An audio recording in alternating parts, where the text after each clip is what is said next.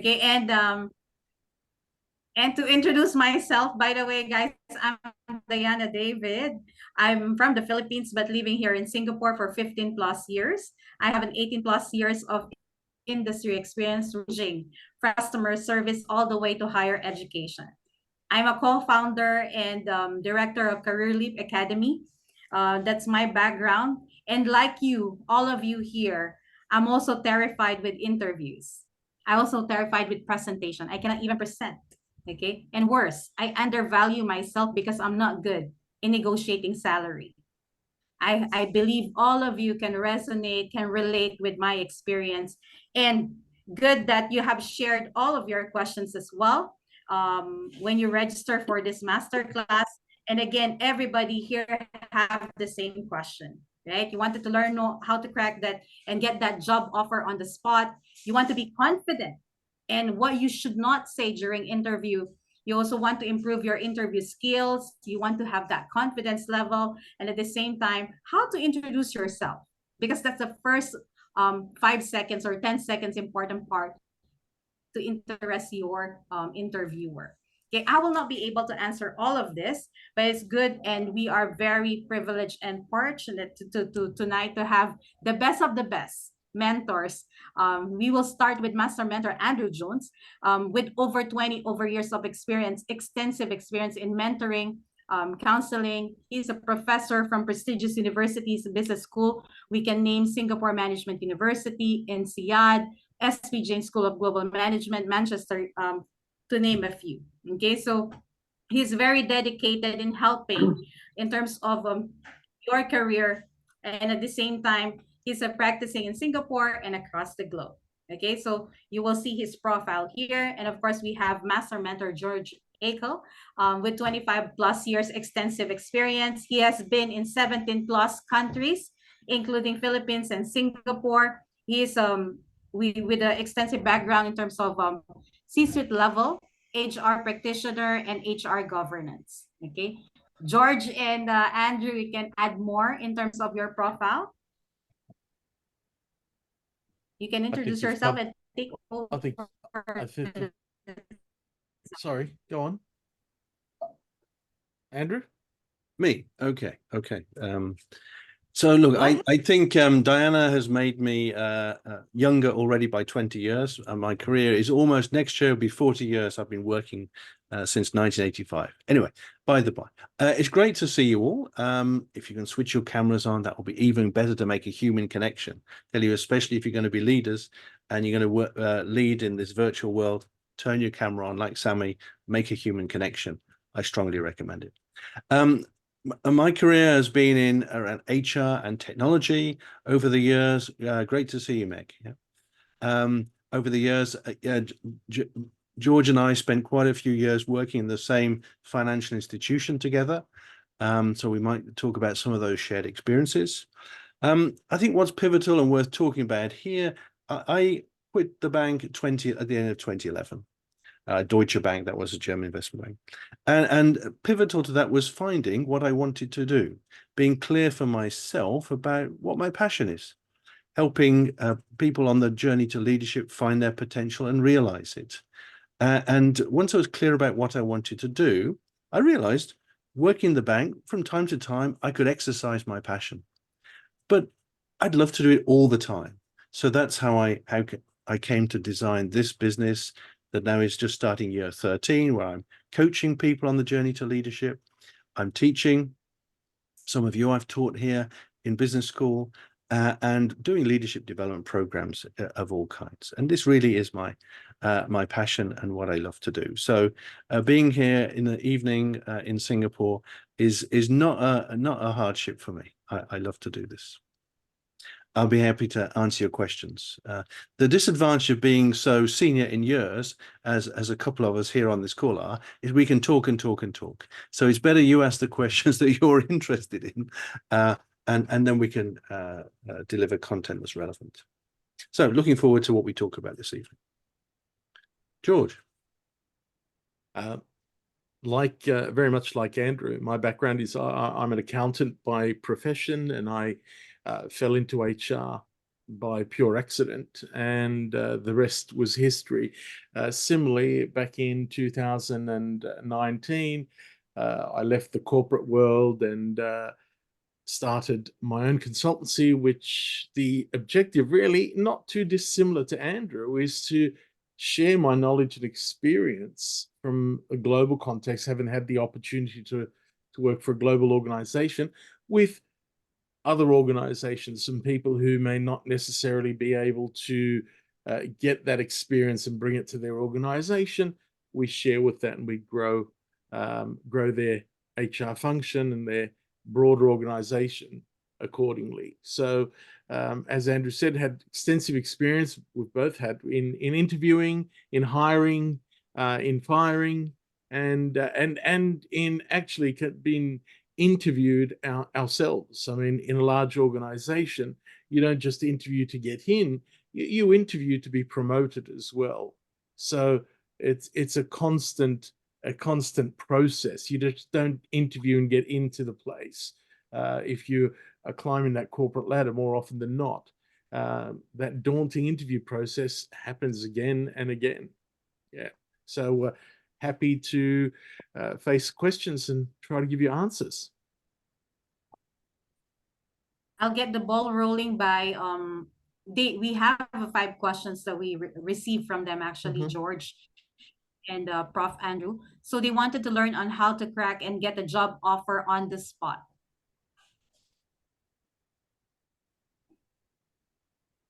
This one. I think one of the important things, and I want to start right from the back, from the beginning, and move forward, as well as preparing yourself. Quite often, people are preparing themselves by learning a little bit about the organization that they're and the role that they're going to be interviewed for. But more often than not, people avoid looking at themselves and analyzing themselves and understanding why you're applying for this role. Is it a push? Is it pull?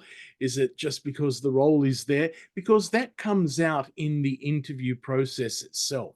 And I think it's important to not simply go in there prepared and understanding what the organization is like, understand yourself as well. Because let me tell you, in an interview process with a skilled interviewer, the cracks will show if you're not quite clear in your own mind, and that lack of clarity manifests itself in a lack of confidence, and that lack of confidence then translates into a very poor interview. So if you're looking straight off the bat, the first thing I would say, learn about yourself and understand why you're going for this role, and then learn about the organization and get more detail, because that's going to be critical. That's, from my perspective on that one.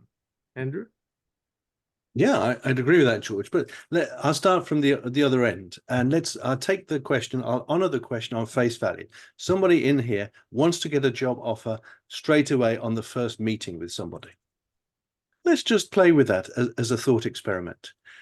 Okay, the first challenge is it's not going to happen by applying through a regular application process, because all potential organizations of any size that might hire you have engineered their recruitment process to stop exactly that, to stop people being hired on a whim, on a gut feeling, I want that person.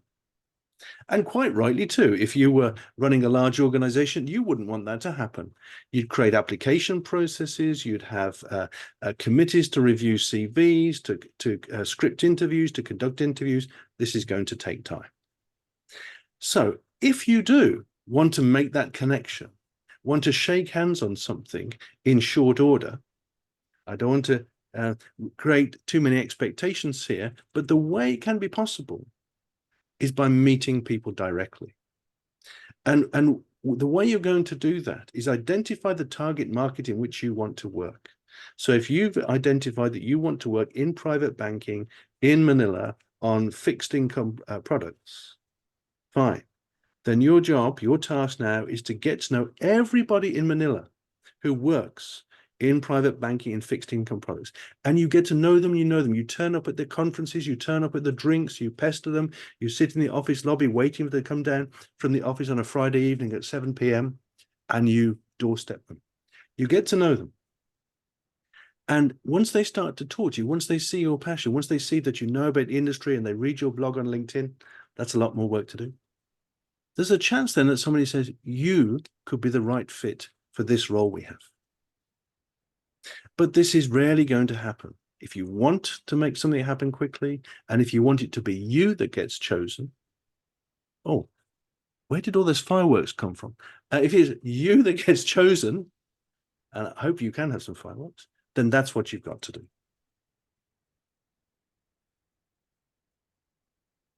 Absolutely. That's so true, Andrew. Going back to there, that's very true. Anybody who wants to ask any question, guys, you have to be interactive. You have to practice now.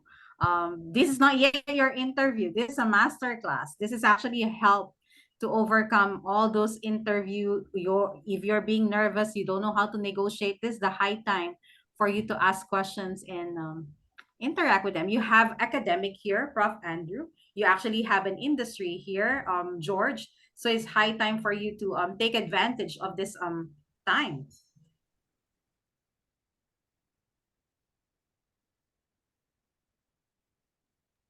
Hello, ma'am. I just wanted to follow up on this question, because I think Mr. George mentioned about the preparation on what are the things that we need to prepare. It's not just limited to just knowing about the organization or what, but you also need to assess yourself.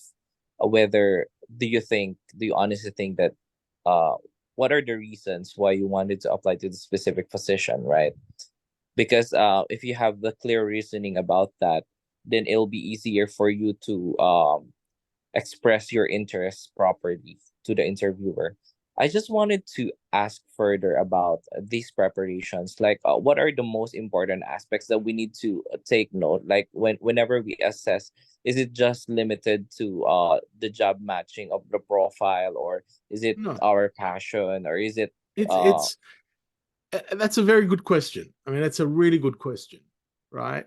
And I think what you need to understand, and I know that a lot of people say that, but you need to understand your own strengths, your own weaknesses, and you need to be prepared for that, because those questions will come up and you need to be prepared in your own mind when looking at the job and assessing it. So you're interviewing yourself before you're going into the interview.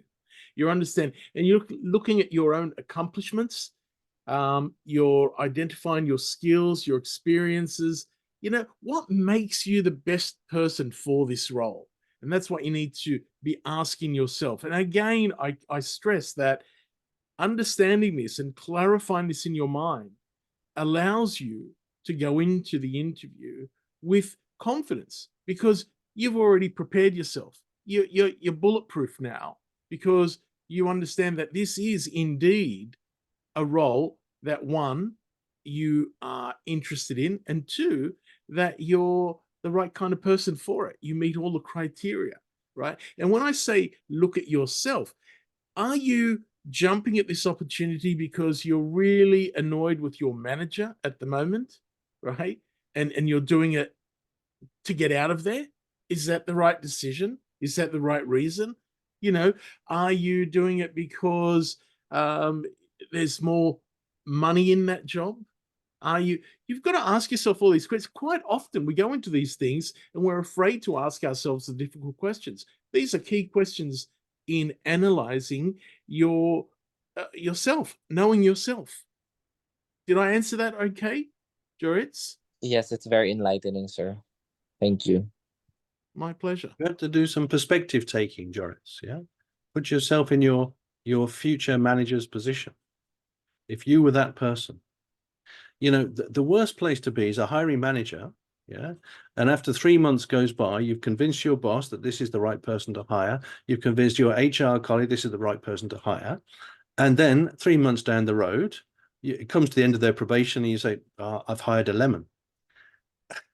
It's bad for the person you've hired, but it's bad news for me, because I look a fool. So think to yourself, put yourself in that, to your hiring manager position. What's going on in their minds? What are their targets? What are their concerns? What are their pressures? Why are they going to hire you? And if you're worried about any question they might ask you, as George says, prepare your script first. Anything you're going to feel you might be vulnerable about, you go on the front foot and you tell them about it. So That's put very yourself in the helpful. hiring manager's position. Thank you so much for that. I mean, we often talk about research in the organization. Remember, a lot of the stuff that you find on a website may be very out of date, right? So when looking, that's another preparation. Look at news articles. Look, search not just within the generic Google search news and learn a little bit more from that perspective. I mean, I'll give you a good example. I was talking to a potential client recently, and the discussion was going okay, but then I mentioned something about an equity investment that was made in their organizations, and the individual was quite impressed that I brought this up and I knew this and I could talk to this, and all of a sudden we were on a same level as far as the conversation, and they knew, wow, this person really is interested in what we do and understanding what we do. So don't just go in there with a generic view of the organization. Oh, it's got 23,000 people on Google. It started in 1974. They, a little bit deeper. Again, more meaningful. Understood, sir. Thank you so much. But then again, George, I'll relate that to the next question that we have. We can actually talk about or bring more into the interview or even set that particular ground, right? But one, because we carry an experience and we know how to do it. But for the questions that they have, how to gain that confidence level and to put that on the table, talk to them confidently. I think one of their questions is like that. Let's say they have research, for example, I can only name now Sasha research, and then how can she put that forward on the table and confidently? Because I think based on their questions that they submitted to us, is they want to be confident. They want to Well, establish that particular. you've got to know, right, when to speak and when not to speak. Okay, as you come in, you're introducing yourself. This is how I see it playing out. I mean, it may play out different ways, but you're introducing yourself to the hiring manager. The hiring manager's introducing themselves to you and talking about the weather. I hope you didn't get too wet out in the rain. They're coming for the interview, and small talk, and then they start talking about you. Tell me a little bit about yourself, Diana. And Diana begins to tell a little bit, not too much, just a little bit, enough to kick it off. And then when you start talking about the organization, we'll tell you a little bit about us now, blah, blah, blah, and say, then you can drop it in there. Oh, I understand that you've been investigated for fraud or so. No, no. Well, that may come up, right? You may not be joining the interview, but that's where you bring it up. It's difficult to say. I think Andrew has got a perspective on that. Right. Thank you. Yes.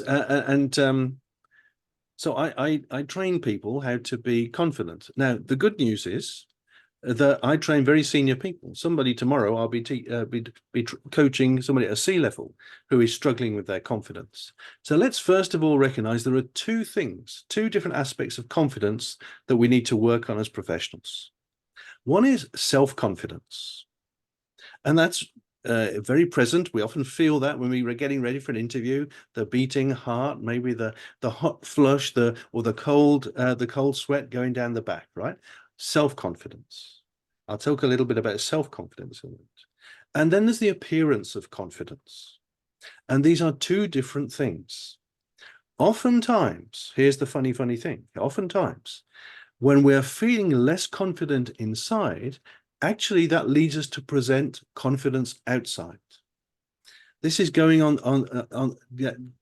the route of imposter syndrome. When you feel you're a little bit less than you should be, often it leads us to give much more than we should give. So let's talk about the appearance of confidence. This is really critical in professional life, because humans have a bias, and we have this bias. It's very easy in a few in a milliseconds, we judge whether somebody's confident or not. You've already decided tonight, you've looked at all the little pictures on the Zoom screen, and you've decided who's confident and who's not confident. And you do that very quickly. So it's easier for us human beings to decide whether somebody's confident or not. It's really difficult for us to decide if you're competent. I cannot tell if you're competent, even after an interview, a half-an-hour interview. I can ask some questions, you can answer some questions, you're very good at maybe answering some of my questions, but I cannot tell if you're really competent enough to do this job. So what you'll see in most cases, except the really good disciplined interview processes, hiring managers take confidence, the appearance of confidence, as a cipher, as a proxy for competence. This is a big problem in organizations. When managers start talking about their gut reaction, this person feels right, you know there's a problem. So now the problem here is we're all smart enough to know, actually it's really competence that's going to make me good in this firm, and they should be choosing me for my competence. The problem is most hiring managers have this bias that they see confidence and assume you're competent. So what does that mean? We all have to learn how to project some confidence. Because in all the cultures as represented on this call tonight, that's what's going on. They are hiring for confidence, thinking it's competence. And so we can learn some skills, and we'll talk about that in future courses we do, about how to do that. The number one thing you can do, so here's one tip. The number one tip is exposure. The more times you do something, the more times you stand up on stage, the easier it feels. You will feel more self-confident, and you'll project a more confident appearance. The first time I did this many years ago, I didn't look like I am today. You may think I'm competent or not. That's your choice. You may judge me as confident. It's practice, practice, practice. Exposure. The more interviews you go to, exposure. So if you're a little bit worried about going for an interview, long time since you've been in an interview, then just, I might sound a bit unethical now, but just apply for some jobs you don't really want in the hope that you'll get some interview practice. It's okay. Don't go to your ideal job for the first interview you're going to try it. Practice, practice, practice. And so tomorrow when I teach this C-level leader, I'm going to interview him, I'm going to do a mock interview, and I'm going to video him. And so this is another good step in your practice.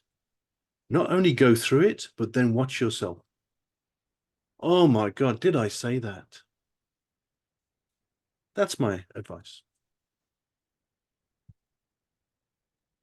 Thank you, Andrew. Thank you, George. Actually, to go out of your comfort zone, you have to see yourself, listen to your voice, see yourself presenting. That's where you will have that. And that's self-awareness as well. Any questions, guys?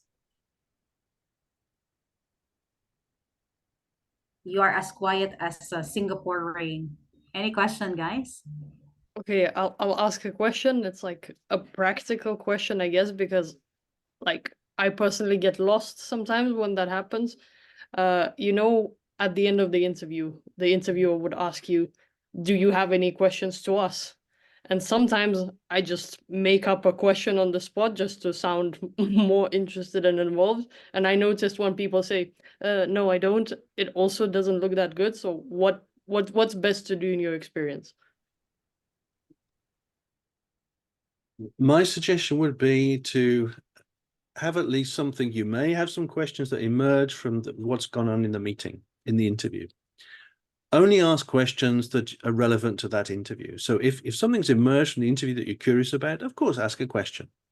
That just shows you're a good professional. What you're here to do is not just to tell people you're a good professional, but to show it. I would have at least one question in my pocket that I'm curious to know about. But again, it would be about what that interviewer has experienced in their employment. So tell me, you know, I see in the job description, it says there's lots of personal development opportunities available in the firm. What's been your experience? That's a very open question, that sort of thing.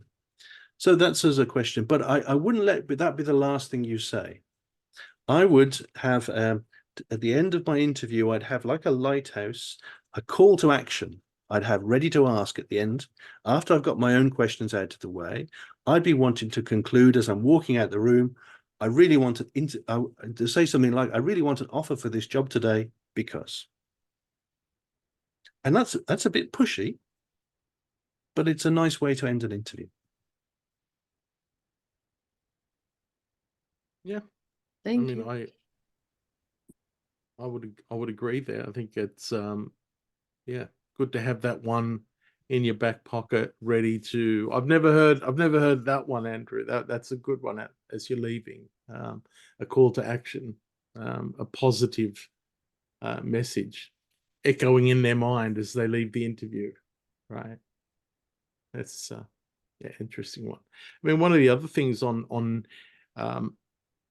negativity, I mean, the worst things I've seen in interviews is when someone is being negative about their past employer or colleagues or their current employer.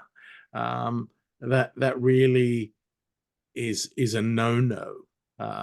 Even if it's a competitor of your you just don't do it. And you'd be surprised. I mean, why is George saying this? Well, I'm saying this because I've heard it so many times in interviews, and then even where people say, oh, yes, well, I've done this before and I've still got the notes, right?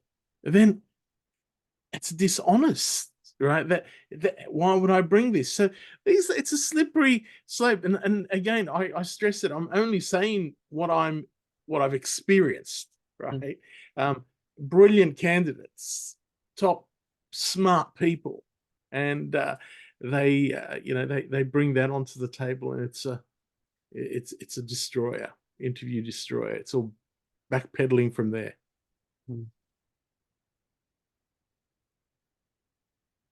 Okay. Any other question? It's high time to practice, to speak Yeah, up. when you're asked the question as well, be concise. Be specific. Answer the question itself. Andrew said to ask a question about what's happened in there, but also while you're going through, while they're asking you questions, make sure your answers are relevant to the question. Don't leave any loose ends. Don't be vague on something. Be it, well, I've not had that experience, but I think if it was to occur, I think I could manage it adequately, or perhaps you could guide me how you've dealt with it before. But don't leave things unanswered or vague responses, because they'll come back and think, gee, it was a bit wishy-washy on that one, right? So It may sound counterintuitive to you folks, but as an interviewer, if I ask a question and then somebody has the courage to tell me, Andrew, I don't know, or I haven't been in such a situation before, I've seen something similar, or the closest I've got to that sort of conflict has been this, that's great, because I know this person is honest and they're going to be honest with me. Somebody who says yes to everything, or, oh, I've done that, I've done that, I've done that, and then tells stories that are quite superficial, I'd be quite wary about. And Andrew once told me many years ago, right? Body language is important as well. When he's talking about confidence being mistaken for competent, right? And you see it everywhere. You see it in corporate life. You see it in the school playground. You see it on a football field, right? When a team is down, you can tell they're lacking confidence. Shoulders are down. It's very visible. So again, we go back to that confidence issue, and also emphasize the importance of good body language, right, in the interview. Feel confident, be confident, practice some breathing before you go into that, right? be confident in yourself, and it builds it up as well. That's very important, body language, especially for those who are outside of your country, right? You are going for your global career. So having understanding in terms of the culture, what is acceptable and not acceptable is very important as well. And I have this opportunity with Prof. Andrew to actually ask him about my face, because all the time people are actually misinterpreting my face. So then he just told me, if it's not adding value to the revenue of the company, then it should not worry you at all. So it built that confidence level in me. So if any of you have the same problem or have the same situation, come on, feel free to jump in. And there are a lot of things to learn, a lot of things to actually improve. And as you go along, there are a lot of techniques as well and tools that can be useful for your own personal growth. And while we're on appearance, I would just say, think about how you frame yourself. If you're going to do your job, interviews on Teams or Zoom or something, we don't need to fill up the screen with our face, because actually that robs us of a lot of our communication capabilities. This evening, I'm using my hands a lot. And again, in all of the cultures that we're representing, seeing the hands is important to build trust in somebody. Seeing their hands. So think about how you're framing yourself. And you can see I'm standing up. So when you stand up, your lungs have more space to expand. You can make more noise. You can vary your noise better. You're more relaxed for speaking. And yeah, you can be more expansive. And this, this expansive body language, as you move out beyond your shoulder width, this is, again, taking up space, and it's a sign of power and authority, confidence. I think one of my tips on, I've been doing a lot of presentations, a lot of talking at conferences, speaking at conferences and things like that. And irrespective of how long you've been doing this, you still are a little bit nervous, right? Because it's a new group, it's a new organization. What I try to build in my mind before I get out there is a confidence that I know more than everyone else out there. They're here to hear what I'm saying. I know more, even if it's just a little bit more, but I know more. And then when I say that to myself, I walk out there and absolutely full of confidence, no questions. And I tell you, I get nervous beforehand, but you need to have that confidence. And so going into an interview, don't forget, they're interviewing you, but you're interviewing them. Maybe their organization's not the right fit for you, right? They've got to impress you as well. You've got the skills, right? You've got the competence that these folks want, that these folks need to take their organization forward, right? So what do they have that makes it a good place for me to go? Why? Why would I go there? Is it the right fit? Go in with that mindset. There's a big difference between confidence and arrogance. And sometimes it crosses over. And I think from an intellectual perspective and an academic perspective, I think Andrew could talk more to that. But, be conscious of that. You don't, become confident, overconfident, and then become very abrasive and obnoxious. Andrew, thoughts on that? Well, I would always take my cues from the rapport I'm having with the other person. So what I'm wanting to do is ideally, and it's difficult online, but ideally build this eye contact with the other person and be watching them. So, and this is quite difficult to do because I'm thinking about what I'm saying, of course, I'm listening to them, but I'm also having to focus on how the other person is reacting, both in what they say, but also how they appear. And I can really get a good guide for whether my answers are too long or too short just by looking at how they react to me and what they think about it, what they might want me to say more about. I can tell when people react very slightly to maybe move their posture when I talk about this risk or that achievement. And then I'll say, well, I could say more about that if you'd like, and allow them to give me permission to do that. Thank you, Andrew. Thank you, George. And of course, I'm receiving, if you can hear my phone, I'm receiving some notes here. They're asking about negotiating salary, right? So I think if any one of you online just want to voice it out, welcome. Instead of you messaging me, you Well, can ask I it. think this is just wrong the way this is going on here. If people have got a question, I encourage you to either speak and let us hear you, or show your face and let us hear you. There's nothing wrong. Okay, we're here to help. We're here to listen. And part of being confident, I mean, if you can't be confident in this forum, you're not prepared for an interview. I can tell you now, right? You're not prepared, not even close. So you're starting from a very low, and there may be reasons. People may be in traffic or on the bus and can't turn. I respect that and understand that, but put them in the chat. You got questions? We got chat. Let's see what people have got. Yeah, Sir George, are there any specific strategies for handling challenging or unexpected questions during the? We've had this. This one's. Oh, now it's now. Mm-hmm. Andrew, there you go. Are there any specific strategies for handling challenging or unexpected questions during the interview? Okay, great. Thank you, Meg, for the question. So first of all, goes to self-confidence, right? Your job is not to know everything. When you're working for that organization, you can never know everything.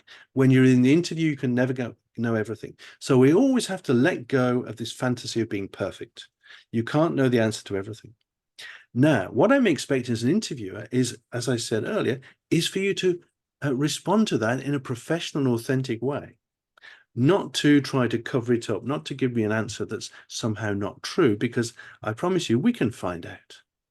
So if I'm asking you a question about, tell me about a time when you negotiated a tender offer. And you might say to me, well, Andrew, actually, I've never been in that position, to be very honest. I have not negotiated a tender offer. Let me tell you about a time when I worked on an RFP response. Right? Maybe these terms mean something to you or not, but you try to get as close as you can to demonstrate what we call transferable skills. And the ultimate transferable skill that all of you need to talk about is your adaptability, your learning agility. So you can say, Andrew, look, I've never worked on a tender offer, but what I can do is I can prove to you I've had to learn things so quickly in my past career. I've learned this in 2 months. I've learned that in a week. I've learned this. I have the adaptability to learn very quick, or be a quick study, as they call it in America.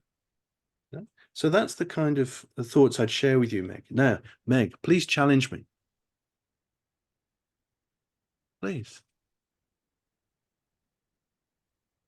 I can't hear you, Meg. You're on mute. Sorry, sir. What that type of challenge? Anything you like. But so what I want to say is, be honest, be the professional you're going to be when you're working for me. Be that professional ready in the interview. So if I'm hiring for somebody who's going to be a vendor manager, right, I'm expecting somebody in that interview who's going to challenge me. I want vendor managers to challenge my vendors, right?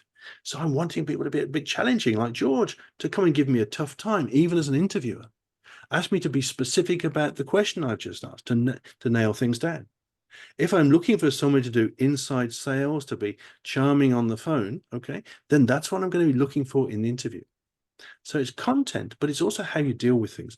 And there will always be the unexpected at work. So my last comment would be, this unexpected question comes up. And as a hiring manager, I'm wondering, when I put Meg in front of my most valuable client, and my most valuable client asks Meg a question she's not expecting, how will she manage it? That's what I'm looking for.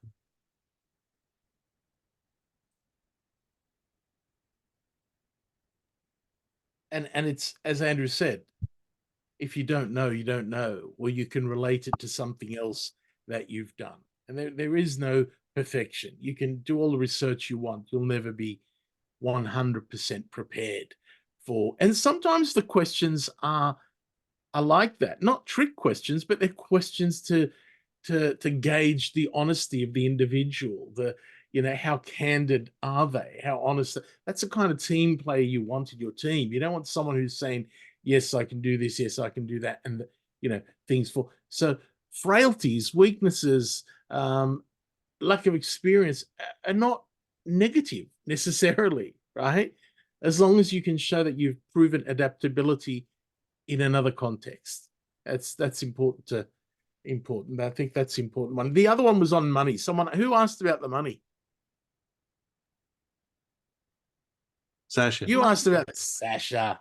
Good on you. Good for you.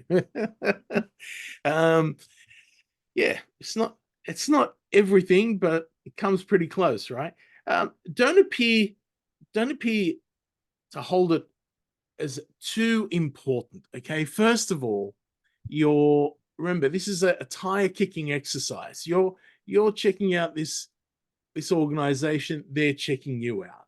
There are always going to be salary ranges that relate to that role, unless it's a completely new role, completely left field, and what you're currently on. Now, sometimes people confuse their ambitions with their abilities and their abilities with their ambitions, right? So unless we're going to something meteoric, the compensation is going to be within a range that you know of. I would suggest that in the interview process, at some stage, they will talk about compensation, right? Or they will ask what range of compensation are you interested in? And there you can, depending on how the interview is going, depending on how confident you are in the role and how attractive the role is, you can open it up there. There's nothing wrong with it, as long as you're not overemphasizing money, right? You're there because you're interested in the role, you're interested in the company, you're interested in the opportunities to grow as an individual, as a professional in whatever the role you're in, and then compensation will come from there. That's all been my experience always. I mean, we always cut to the chase at the end where we talk about the compensation, and it becomes and once it's out on the table, bang. I mean, did I answer the question or? I would also like to add a bit more. Like, for Please. example, in the interviews, the interviewers would ask to disclose your current salary, and me personally, I don't like doing that. Like, I could cover it up with oh, sorry, I have an NDA, something like that. Yeah, everybody, we're all restricted on our compensation. When we sign a contract in employment, it's stated quite clearly in there, but there is a range, okay? There is a range, and I guess you can talk about a range from there. Okay, I can't really speak to what my current compensation is because confidentiality prevents me from doing that, but this is the range that I think is right for this role, right? Andrew, anything on that, on the compensation side? I mean, yeah, you may get a situation where they won't let you go forward in a process without telling them what you're currently being paid. In some countries, they employers can legally ask you to do that. In many, they cannot. So that's something I would check. My position would be, I mean, regardless whether it's legal or not, they may still ask you to do that. But any time I'm going to tell them what I'm currently earning, I'm going to say, look, I'll happily tell you what I'm currently earning, but that's not me asking for what I want for this job. I'm going to, first of all, I'm going to say what I want for this job. Once I've had time to meet the hiring manager, to understand what the hiring manager is wanting from this role today and in the future, to get to know the company, etc. When I'm committed, then I will tell you. And I would say don't give a range, because you can be sure you will always get the bottom of the range. Lower the range. Yeah. That's just gravity, right? Yeah. I would say that. And look, the other point to bear in mind is the same job can be worth different things to different people. If I'm doing this job today and somebody's approached me to do the same job in another firm, they've got to pay me a lot more to get me to take the risk of leaving something that's working for me to move over. But if I haven't done this job yet and it's on my development track, I'm more likely to compromise. What's more important to me is to get the job than to get the money. You see what I mean? So you have to decide. The worst place in the world is to be getting up in the morning and regretting that you accepted a certain salary level and being miserable every day. So whatever position you're in, whatever you're negotiating for, decide for yourself what's the minimum. What is the minimum that put below which you will resent going to work? Okay, and then build up from there. And that's where you start your range from. That's your bottom range. There you go. You go for more, and then you let them find out what the bottom is, seeing how good they can negotiate. Very good. We're getting from the academic and the practice and the industry as well. So we will be able to know exactly how we can negotiate. And someone actually mentioned, sir, is the statement sounds arrogant or sounds weak? If the interviewer asked you what you can bring to the table, No? I cannot promise to move mountains for you or the organization, but I can deliver. Can you give us some tips on how to tell this one on a professional manner just to impress the interviewer? Thank you. That's coming from I'm not sure quite who's being arrogant here, the interviewer or the interviewee. But no, it's no. I think enough. what he's saying is he don't want to sound arrogant, but what his answer is, I cannot promise you that I'll move mountain for you or the organization, but I'll be able to deliver. So Whatever's- Yeah, how to whatever's culturally build appropriate. Look, it's good to be self-aware of my strengths. I know what my strengths are. I know what I can bring to the table. You've laid out the job very, very well. This is what I think I can achieve for you in the first year, the first 2 years, whatever it is. But again, going back to our previous comments, do it in a way that's credible. Yes, you can say, you can talk about what you're going to achieve, but there are, you can't be sure to do that. There'll be things, all else being true, all else being equal, that's what we can achieve together. But things may come up along the way. I may find out things about the organization that change this view. Yeah, I may find out things about the organization or the market that mean I can do even more. Don't know. And when they ask you what you can bring to the table, I wouldn't say what I can't bring to the table, right? Because you don't know the size of the table until you get into the organization. Okay, so what I would certainly say is, as Andrew was saying earlier in the call is that these are my skills. This is what I can bring to the organization. This is what I've done, and I'm a quick learner. I've started from zero in certain projects, certain areas, and I'm adaptable, right? Don't say maybe I can't move mountains for you. They may not want you to move mountains. Right? So what I'm trying to say is focus more on positive than on negative. So don't use words like I can't or or I don't or I won't, but at the same time, don't overcommit. So I'll give it a go. I'll try it out. I learned this. I've done something similar. Those sorts of words. I think any tips for acing an interview in Singapore in particular? Any cultural aspects to be aware of? I think one of the things about Singapore is it's not just Singapore. It's not just Singaporeans. It's not the bulk of the hiring managers are non-Singaporean, I would say, for most large organizations. So from a cultural perspective, I don't think there's anything necessary to be aware of. It's the Singaporean culture itself is built on confidence, right? I mean, the country itself is built on confidence. The people are built on confidence. That's what it's all about, being confident in yourself. So Andrew has had tremendous experience coaching and training people in Singapore. Any thoughts there, and from an interviewer process? The basic principles, as you said, that we've talked about this evening apply. I'll definitely be on time. Don't be late. I think that's for any interview. Singapore in particular. We're on time. Okay, and speaking of being on time, I'll be jumping on right now. So all of you here who attended, of course, if you want to do you want to learn about the techniques, the tips, you want to improve on yourself in terms of your self-confidence, how to actually project your self-presentation skills, negotiation skills. You will learn more from Prof. Andrew, from George. This is actually what we do here in Career Leap Academy. We actually address the gap between the academia and the industry. We help professionals like you. Okay, so we give you, we handheld you in terms of your learning, and then you go out there and apply it. We work with you in terms of your overall development.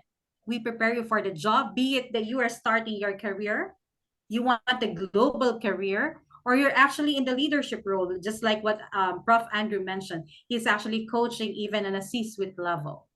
Okay, so this is what we do here in Career Leap Academy. And I encourage you to attend the upcoming workshop. It's a 5-day workshop where you will have the pathway to professional excellence. So it will cover your personality development, your communication skills, your CV and LinkedIn optimization. We will be doing and conducting mock interviews that's coming from the industry experts. One of them, of course, is George. And then you will have an opportunity to network. Okay, I always say your network is your net worth. Okay, you don't only assess the asset that you have, you also assess the people that you're connected with. Okay, so we will be connecting you with industry leaders. You will have that connection, then empower your LinkedIn, empower your network. Who you know in the industry will help you to land your next job.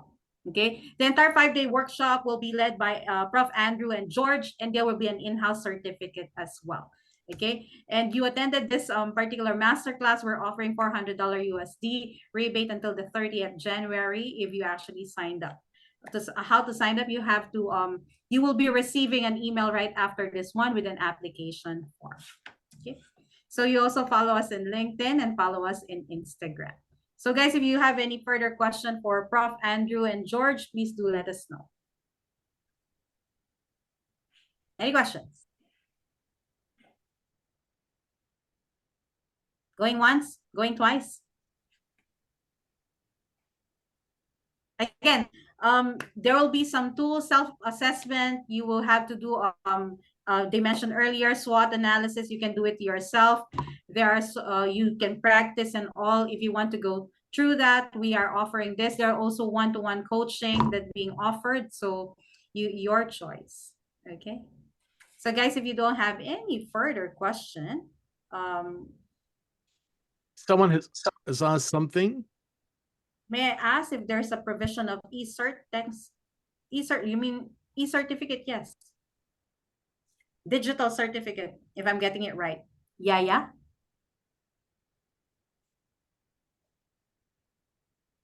Yeah, yeah. Did I answer your question right? Digital certificate, yes. Yes. And this is industry recognized certificate. I mean, we can't cover everything in this in a short hour, right? I think it doesn't do it justice, and I'm sure that people will think about what was discussed today, tonight, and formulate in their own mind what else they need, what else they want, and go from there. But yeah, some great questions tonight. Exactly. And if you do have the same situation as I have, you undervalue yourself or you're actually underselling your capabilities, you need someone to actually help you on that. If you're terrified with presentation, terrified with negotiation, you can actually, you have to be a sponge and learn more. Okay, so you'll be receiving an email right after, and hopefully we will see you in our upcoming workshop. That'll be a 5-day workshop, Feb 19 to 23. That will be 7 p.m. to 10 p.m. Singapore, Philippines time. Okay, so that will be our timing. So you can do as per normal and then learn. Okay. If you don't have any more questions, we can call it a night. Thank you, everyone. Yeah, Thanks, thank you. everybody. Lovely to meet Thank you. Thank you. you. Thank you, Sir Thank George. you. Thank you, Sir Andrew. Bye-bye.